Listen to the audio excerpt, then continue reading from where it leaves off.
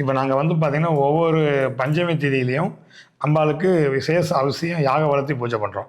இதை காட்டி வந்து காசி மாதிரி அமாவாசை இரவு இந்த வாராய் தாய் மகா வாராய்க்கு வந்து அமாவாசை ஒவ்வொரு இரவும் வந்து பார்த்திங்கன்னா இங்கே அம்பாளுக்கு பெரிய யாகம் நடத்துகிறோம், அன்னதானம் பண்ணுறோம் இரவில். சிறப்பான யாகம். ஏன் அப்படி எங்கள் அம்பாளுக்கு வந்து அமாவாசையில் மட்டும் இரவு பூஜை பண்ணுறோம் அப்படின்னா, காசியில் மட்டும் நல்ல நாள் கெட்ட நாள் கிடையாதான். காசியில் எல்லா நாள் நல்ல நாள் தானா. அங்கே காசியில் வந்து பார்த்திங்கன்னா காலபைரவர் காவல். காசி விஸ்வநாதருக்கு வந்து பார்த்திங்கன்னா அன்னபூர்ணிக்கும் விசாலாட்சிக்கும் காவல் வந்து பார்த்திங்கன்னா காலபைரவர் பகலில். இரவில் எந்த ஆலயத்தில் இல்லாது எல்லா கோயில் ஆண் தெய்வம் பெண் தெய்வம் எல்லா கோயிலையும் வந்து பார்த்திங்கன்னா முனீஸ்வரர் இருப்பார், ஐயனார் இருப்பார், கருப்பசாமி இருப்பாங்க, பைரவர் காவல் இருப்பாங்க. இரவு காவல் எந்த கோயில்லையும் வந்து பெண் தெய்வம் இருக்காது. ஆனால் இரவு காவல் வந்து பெண் தெய்வம் இருக்கிற ஒரே ஆலயம் காசி மட்டும்தான். காசியில் இரவு காவல் வந்து வாராகி தாயாம். இப்போ அந்த காசியை பற்றி பேசினேன், புனிதம் காசியை பற்றி பேசினேன்றோம்.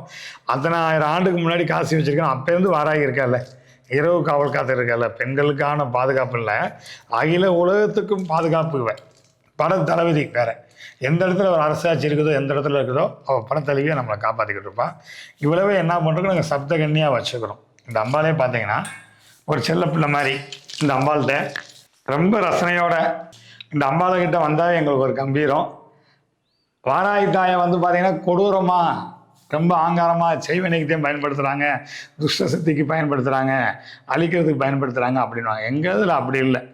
அம்பாளை வந்து இவ்வளோ கம்பீரமாகவே கலையோடதே வச்சுக்கிறோம். ஒரு கலைமகளாத்தையே வச்சுக்கிறோம், சரஸ்வதி மாதிரியே வச்சுக்கிறோம். அதே மாதிரி கொடுக்குற வாராகியை வச்சுக்கிறோம், காது கொடுத்து கேட்குற வாராகியை வச்சுக்கிறோம், ஏற எடுத்து கண்ணை எடுத்து பார்க்குற வாராகியை வச்சுக்கிறோம். இந்த இடத்துல இவ்வளோ கூட்டம் இருக்குது, இவ்வளோ வாராகி பற்றி பேசுகிறோம். நேற்றுலாம் விதவிதமாக அலங்காரம் பண்ணியிருந்தோம். அவசியம் பார்த்தீங்கன்னா எங்கள் அம்பாளுக்கு சிவனை மாதிரி விதவிதமாக அவசியம் பண்ணி அலங்காரம் பண்ணிகிட்டு இருப்போம். இது எல்லாமே இந்த மக்கள்தான் கொடுக்குறாங்க. இந்த மக்கள் ஆனப்பட்டு ஆசைப்படுறாங்க. இந்த அம்பாள்கிட்ட ரசனையோடு இருக்கணும், நல்லா இருக்கணும், அம்பாள்கிட்ட என்னென்ன கேட்குறாங்களா சொல்லுவோம். இந்த வாராகிட்ட சொல்லுவோம், எதுவுமே கொடுக்காத சாமிக்கு, சாமி கேட்க வைக்கப்பாரு.